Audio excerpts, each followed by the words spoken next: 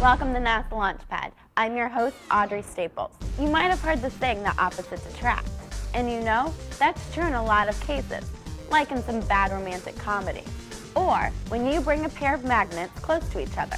North and south poles will snap together. But sometimes, like with water, molecules of the same substance attract. Wonder why? You'll get a better picture of why when you get the chance to see water someplace other than Earth. Like on the International Space Station, commonly referred to as the ISS, where water appears to be nearly weightless.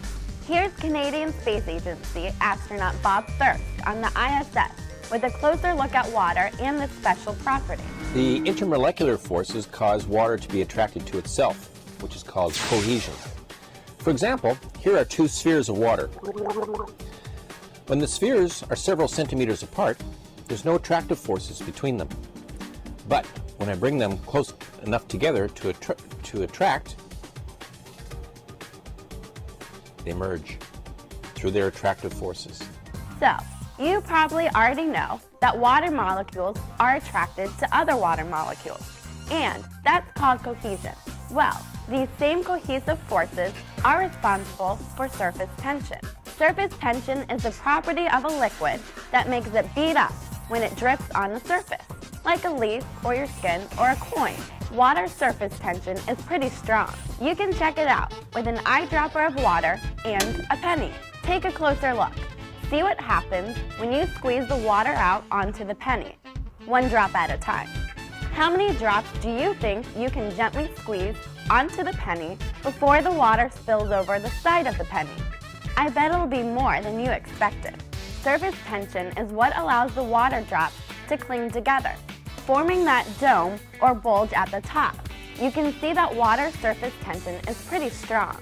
You can also see the cohesion of the water as it stuck to itself. But the water did something else as well. It stuck to the penny too. Why was that? Here's Bob again to explain and to show how it works in space. Intermolecular forces can also cause water to be attracted to other materials. This is called adhesion. For example, water can stick to a straw.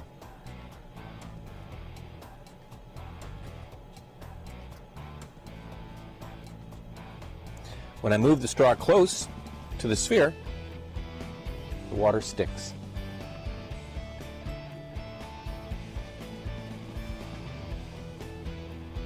Water sticks to many other materials as well. Think about all the things on Earth that you see little water drops on. Windows, tree leaves, even your own skin. Let me show you with my hand. The molecules in my skin will pull hard enough to make the water stick. The water tries to find a balance between the cohesion with the water and the adhesion to my hand. Eventually it settles on an unusual shape that fills the space between my fingers.